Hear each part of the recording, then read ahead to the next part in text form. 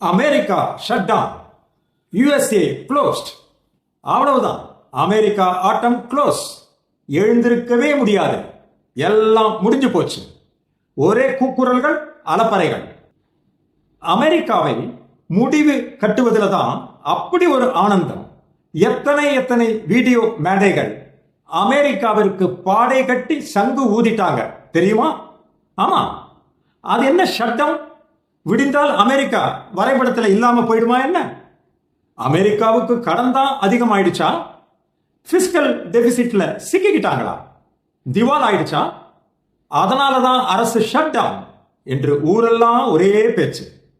ஆனா அது உண்மை இல்லை, அது தவறான கருத்து. இதெல்லாம் புரிதல் இல்லாம கிளப்பும் கிளர்ச்சிகள், வைரல்கள். H1B விசா கோபத்தில் நாம் எரியும் கணைகள். ட்ரம்பை கோமாளியாக சித்தரிப்பது எதற்காக? மேலும் ஷட் டவுன் இதுதான் முதல் முறையா நடக்கிறதா என்ன? இல்லையே. இதுவரை நடக்காத ஒன்றா? இல்லையே. கடந்த 50 வருடங்களில் 22 முறை ஷட் டவுன் ஆயிருக்கு தெரியுமா? ஒன்னு சிம்பிளா சொல்லட்டுமா ஃப்ரெண்ட்ஸ்? ஒரு பெரிய கூட்டு குடும்பத்தில் நிறைய பேர் இருப்பாங்க தானே? நைட் டின்னருக்கு ஒவ்வொருவருக்கும் விதவிதமான தேவை இருக்கலாம். எத்தனை சண்டை நடக்கும் தெரியுமா? யாருக்கு பீட்சா, யாருக்கு இட்லி தோசை, யாருக்கு பூரி உப்மா, எல்லாம் முடிவெடுப்பது கஷ்டம்தான். சரி, அது நம்ம வீடு, ஆளாளுக்கு ஒன்னொன்னு கேட்பாங்க. ஆனா இவ்வளவு பெரிய குடும்பத்திற்கு என்ன சமைப்பது என்று அந்த குடும்பத்தின் குக்குக்கு குழப்பம் இருந்தானே.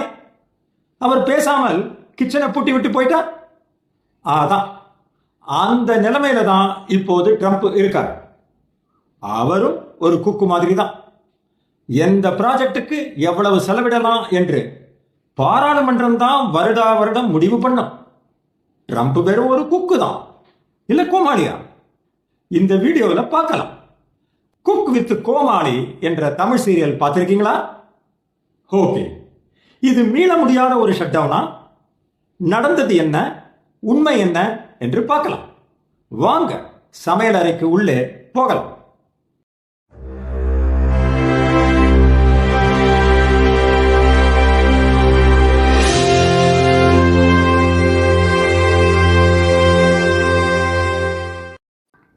நண்பர்களே, நம்ம ஊர்ல ஒரு ப்ராஜெக்டுக்கு கவர்மெண்ட் ஓகே சொன்னா அந்த ப்ராஜெக்ட் முடியும் வர காசு வந்துகிட்டே இருக்கும். அமெரிக்காவில் அப்படி இல்லை.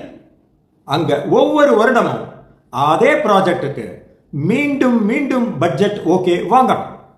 சரி, யார் அந்த பட்ஜெட்டை ஓகே பண்ணுவாங்க? எல்லாம் காங்கிரஸ் தான். அதாவது நம்ம ஊர் பாராளுமன்றம் மாதிரி. அவ்வளவுதானே. காங்கிரஸில் பட்ஜெட் பிரசன்ட் பண்ணி ஓகே வாங்கிடலாம் தானே? அதுதான் இல்லை. இது சின்ன விஷயம் மாதிரி தோணலாம், ஆனா பெரிய கதை இருக்கு. அதாவது அமெரிக்க அரசு பேங்க்ல நிறைய காசு வச்சுக்கிட்டு தான் இருக்காங்க. அந்த காசை எங்கே போடணும், எதுக்கு செலவழிக்கணும், யாருக்கு எவ்வளவு ஷேர் கொடுக்கணும் என்ற ஒருமித்த கருத்து இல்லை. ட்ரம்ப் சார்ந்த ரிப்பப்ளிக்கும் எதிர்கட்சி டெமோக்ராட்டும் வெவ்வேறு திட்டங்களுக்கு செலவிட நினைப்பார்கள். இரண்டு கட்சிகளும் விட்டுக் கொடுப்பதில்லை. பார்லிமெண்டில் மேல் சபை, கீழ் சபை இரண்டிலும் இந்த ரெண்டு கட்சியும் மெம்பராக இருக்காங்க. மேல் சபை, கீழ் சபை இரண்டிலும் பில் பாஸ் ஆகலைன்னா பணம் இருந்தும் காசு எடுக்க முடியாது. காசு இல்லைன்னா அரசு இயந்திரம் இயங்காது. இதுல அரசியல் சண்டை வேற நடந்தா அந்த காசை ரிலீஸ் செய்யவே முடியாது. அதற்கு போதுமான மெஜாரிட்டி வேற இல்லை. அப்போதான் கவர்மெண்ட் சர்வீசஸ் ஸ்டாப் ஆயிடும், ஷட் டவுன். இதுல விஷயம் என்னன்னா, ரன்னிங் ப்ராஜெக்டா இருந்தாலும் அந்தந்த வருடத்துக்கான செலவுக்கு காங்கிரஸ் தான் சாங்ஷன் பண்ணணும். அதாவது காசு எங்கே போகணும் என்று முடிவு பண்ணும் இறுதி அதிகாரம் பார்லிமெண்ட் கிட்ட தான் இருக்கு. அரசியல் கட்சிகள் இந்த வருடம் இந்த செலவு வேண்டாம் என்றால் அந்த ப்ராஜெக்ட் அப்படியே அந்தரத்தில் நிறுத்தி விடுவாங்க. இது அமெரிக்கரின் ஆனுவல் பட்ஜெட் சிஸ்டம். கொரோனா பீரியட்ல லாக்டவுன் ஆன மாதிரி ரெண்டு கட்சியும் வழிக்கு வரலன்னா ஷட் டவுன் தான் ஒரே வழி. இப்படிதான் ட்ரம்ப் மெக்சிகன் பார்டர் வால் கட்டணும்னு முடிவு பண்ணினார். பணம் ஒரே ஷாட்ல ரிலீஸ் ஆகாது. ஒவ்வொரு வருடமும் காங்கிரஸ் பட்ஜெட் பில்ல அதுக்கு நிதி ஒதுக்கணும். சந்தைக்கு போகணும், காசு கொடு அப்படின்னு கெஞ்ச வேண்டும். உதாரணமா 2018 மெக்சிகன் வால் கட்டுவதற்கு முழு காசும் ரிப்பப்ளிகன் ட்ரம்பால டெமோக்ராட்டிக் எதிர்ப்பால வாங்க முடியல. ரிப்பப்ளிகன் ட்ரம்ப் இன்சிஸ்ட் பண்ணினார். அந்த சுவர் இல்லைன்னா நாட்டுக்கு பாதுகாப்பு கிடையாதுன்னு சொன்னார். ஆனாலும் பில் பாஸ் ஆகல. அந்த ஷட்டவுன் 35 நாட்கள் ஓடின. அதன் விளைவு வால் ப்ராஜெக்ட் எம்ப்ளாயிஸுக்கு வேலை போச்சு. இப்போ அது வெறும் குட்டிச்சோராதான் நிக்குது. ஷட்டவுன் மட்டும் நீளமான 35 நாட்கள். அமெரிக்க வரலாற்றிலேயே இது நீளமான ஷட்டவுன் தான். இன்னொரு உதாரணத்தையும் பாருங்களேன். நாசா ப்ராஜெக்ட்ஸ், மூன் மிஷன் எல்லாமே நீண்டகால ப்ராஜெக்ட். பட் நாசாக்கே கூட ஒவ்வொரு வருடமும் பார்லிமெண்ட்ல இவங்களுக்கு எவ்வளவு காசு கொடுக்கலாம்னு கேள்வி வரும்.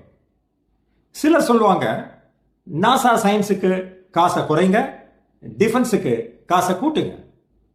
சிலர் சொல்லுவாங்க, இல்ல ஸ்பேஸ் எக்ஸ்ப்ளோரேஷன் தான் முக்கியம்பாங்க. இது எதுக்குமே ஒத்துக்காம போயிட்டா நாசாக்கு தான் நஷ்டம்.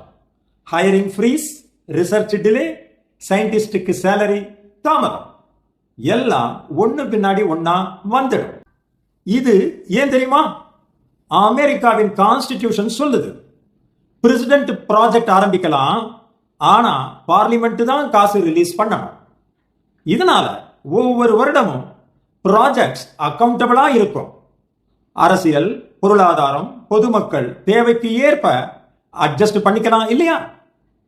பெரிய ப்ராஜெக்ட் ஆரம்பிச்சாலும் ஒவ்வொரு வருடமும் மீண்டும் மீண்டும் ஒப்புதல் வாங்கணும். அரசு மொத்தமாக பல சரக்க ஸ்டோர்ல வாங்க முடியாது. அன்றாடம் கடையில தான் வாங்கணும். இது ஏதோ அன்றாடம் காட்சி போல இருக்குல்ல? இருந்துட்டு போட்டோம். அதான் அமெரிக்காவோ. இதிலிருந்து ஒண்ணு தெரியுதா உங்களுக்கு? காசு இல்லாததால ஷட் டவுன் வரல. பாராளுமன்றத்தில் எதிர்கட்சிகள் ஒத்து போகாததால் ஷட் டவுன் வருது. சுருக்கமா சொன்னா, அமெரிக்காவில் இப்போ நடப்பது லிட்ரல் சென்ஸில் ஷட் டவுன் இல்ல, அது ஒரு பட்ஜெட் ஃபைட் தான். சண்டை முத்தி போனா இரு தரப்பும் மௌனமாகி முறுக்கிக் கொள்வாங்க. இப்போ புரிஞ்சிருக்குமே ஷட் டவுன் அப்படின்னா அது யார் யாருக்கும் மோதல், அந்த சண்டையால் யார் யாருக்கு பாதிப்பு, அந்த சண்டை எவ்வளவு நாள் நீடிக்கும், மூடிய கதவு எப்போது திறக்கும், ஒவ்வொன்றாக பார்ப்போம். முதல்ல பட்ஜெட்னா என்ன? வெயிட், அதுதான் எனக்கு தெரியுமே என்று தங்கவேலு மாதிரி ஸ்க்ரோல் பண்ணாதீங்க. நான் சொல்ல போவது அமெரிக்கன் பட்ஜெட். இது முற்றிலும் புதிய தகவல்.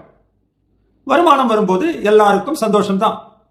எல்லா பட்ஜெட்லையும் நம்ம ஊரிலும் செலவினம் வருமானத்திற்கு மேலதான் செய்ய வேண்டி வரும்.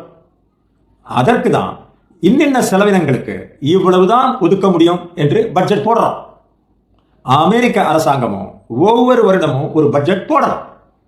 அதாவது என்ன வருமானம், என்னென்ன செலவு, எவ்வளவு பணம், எந்த துறைக்கு யாருக்கு சம்பளம், எது வேண்டாதது, எந்த வேலை முக்கியம் என்று. இதற்கு ஒப்புதல் அளிக்க வேண்டியது காங்கிரஸ், அதாவது நம்ம ஒரு பாஷையில பார்லிமெண்ட். அங்கும் மேல் சபை, கீழ் சபை உண்டு. ஒவ்வொரு சபையிலும் ரிப்பப்ளிக் அண்ட் டெமோக்ராட்டிக் என்ற இரு கட்சிகளிலும் தேர்ந்தெடுக்கப்பட்ட உறுப்பினர்கள் இருப்பாங்க. அவர்களுக்குள் விவாதம் நடைபெறும். எந்த செலவை அனுமதிக்கலாம், எது தற்போது வேண்டாம் என்று விவாதித்து முடிவு செய்வாங்க. அந்த பட்ஜெட் நேரத்துக்குள்ள ஒப்பந்தம் ஆகலைனா நேரத்துல பணம் எடுக்க முடியாது. அரசாங்கத்தோட பல வேலைகள் நிறுத்தப்பட்டுவிடும்.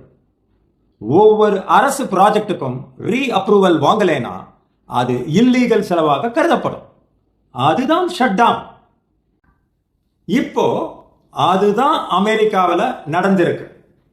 ஏன் பட்ஜெட் பாஸ் ஆகலைன்னா மோதல் தான் காரணம். இப்போ நடந்திருக்கும் மோதல் முழுக்க முழுக்க ஹெல்த் கேர் சம்பந்தப்பட்டது தான். ஹெல்த் கேர் பில்ல சண்டைனா அதோட தொடர்பில்லாத அரசு ஊழியர்கள், உதாரணமா amusement park, rangers, police, airport ஸ்டாஃப்னு ஷட் டவுன்ல பாதிக்கப்படுறாங்க.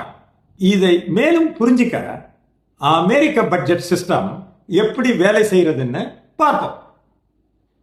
Number 1, annual appropriation bill. அமெரிக்க அரசாங்கம் வருடா வருடம் பட்ஜெட் பில் போட்டாலும் அந்த ஆனுவல் அப்ராப்ரியேஷன் பில் மூலம்தான் செலவழிக்க அனுமதி கிடைக்கும். அதாவது புதிய ப்ராஜெக்ட் மட்டும் இல்லை, ஏற்கனவே ஓடிக்கொண்டிருக்கும் வேலைகளுக்கும் அந்த ஆண்டுக்கான ஒப்புதல் தேவை. Number 2, omnibus budget. ஒரே பில்ல எல்லா செலவுகளும் சேர்ந்து வரும். நம்ம இந்தியாவில் சில விஷயங்களுக்கு தனி ஒதுக்கீடு இருக்கும். ஆனா அமெரிக்காவில் அநேகமாக ஆம்னிபஸ் பட்ஜெட் மாதிரி தான். ஒரே பில்ல எல்லா துறைகளுக்கும் காசு சாங்ஷன் ஆகணும். அது health, defence, NASA parks, airport, police என்று எந்த துறையாக இருந்தாலும் சரி. அதனால்தான் ஒரு செக்டாருக்கான பட்ஜெட்டில் இழுபறி சண்டை ஏற்பட்டா முழு பில்லும் மொத்தமாக தடைப்பட்டுவிடும். ஷட் டவுன் வரும். அன்ரிலேட்டட் எம்ப்ளாயீஸ் கூட பாதிக்கப்படுறாங்க. Number 3, permission importance. ட்ரெஷரியில காசு இருந்தாலும் அதை கொடுக்க பர்மிஷன் பார்லிமெண்டிலிருந்து வரணும். அந்த பர்மிஷன் இல்லாம treasury salary, project maintenance, expenses எதுக்கும் செக் விட முடியாது. 4, அவசியம் அத்தியாவசியம் என்று பிரிக்கும் முறைதான் ஷட் டவுனுக்கு தற்காலிக தீர்வு. சட்டப்படி அரசு முற்றிலும் நிறுத்த முடியாது. அதனால எசென்ஷியல் சர்வீசஸ் மட்டும் ஓடணும். போலீஸ், எல்லை பாதுகாப்பு, விமான போக்குவரத்து, மருத்துவ அவசர சேவை இதெல்லாம் முக்கியம். Amusement parks, museum, passport office, space research, administration staff இவைகள்லாம் நான் எசென்ஷியல் என்று கேட்டகரி போட்டு நிறுத்தி வச்சிடுவாங்க. அதுதாங்க ரியல் ஷட் டவுன். காரணம், America budget system zero based plus annual approval என்ற அப்ராப்ரியேஷன் முறையில தான் இயங்குது. ஒரு டிபார்ட்மெண்ட் ஒப்புதல் தரலைன்னா ஹோல் பேக்கேஜும் அடிபட்டுடும். சுருக்கமா சொன்னா ஷட் டவுன் சொல்லப்படுறது ஒரு அமெரிக்கன் பட்ஜெட் சிஸ்டத்தில் ஒரு படிநிலை தான். ஆனால் விரும்பத்தகாதது, அவ்வளவே. இது அரசு பட்ஜெட் என்பதால் அரசு சார்ந்த பணியாளர்கள் மட்டுமே பாதிப்புக்கு உள்ளாவார்கள். இதில் தனியார் ஊழியர்கள் பாதிக்கப்பட மாட்டார்கள். சரிதான், சொல்லிட்டீங்க. தற்போதைய ஷோ டவுனுக்கு யார் காரணம் என்று தெரிந்து கொள்ளலாமா? நிச்சயமாக. இப்போ எங்கே மோதல், ஏன் பட்ஜெட் பாஸ் ஆகல, இதுதானே கேள்வி. இப்போ நடந்திருக்கும் மோதல் பெரும்பாலும் மெடிக்கல் அண்ட் ஹெல்த் கேர் சம்பந்தப்பட்டதுதான். அதாவது ஒபாமா அதிபராக இருந்த பொழுது ஏழை எளியவருக்காக ஒபாமா கேர் என்ற திட்டம் ஆரம்பிக்கப்பட்டது. ஆமா, அங்கேயும் அரசியல்வாதி பெயர் தான்.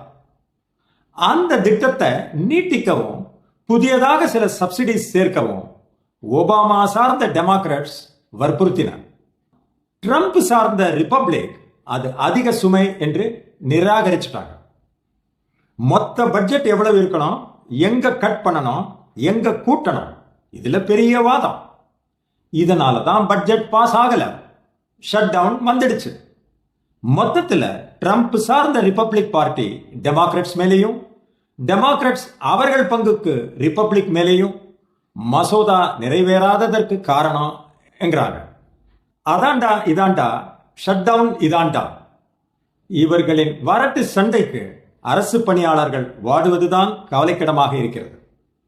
மசோதாவை சீக்கிரமே நிறைவேற்றி ஷட் டவுனை முடிவுக்கு கொண்டு வர வேண்டும். Because it is rich time for everyone.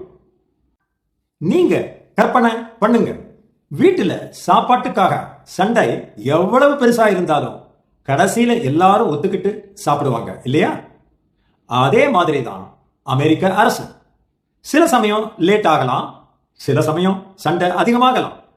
ஆனால் ஷட் டவுன் ஆனாலும் முடிவில் மீண்டும் இயங்க வேண்டும்.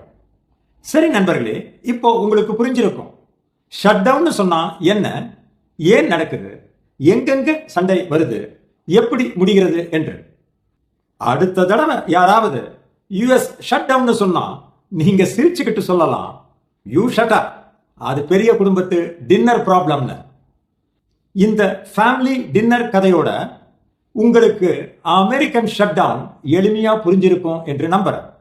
பிடிச்சிருந்தா ஒரு லைக் போடுங்க, ஷேர் பண்ணுங்க, சப்ஸ்கிரைப் பண்ணுங்க. மறக்காம நெக்ஸ்ட் வீடியோவில் சந்திப்போம். தேங்க்ஸ் ஃபார் வாட்சிங் டில் தி எண்ட்.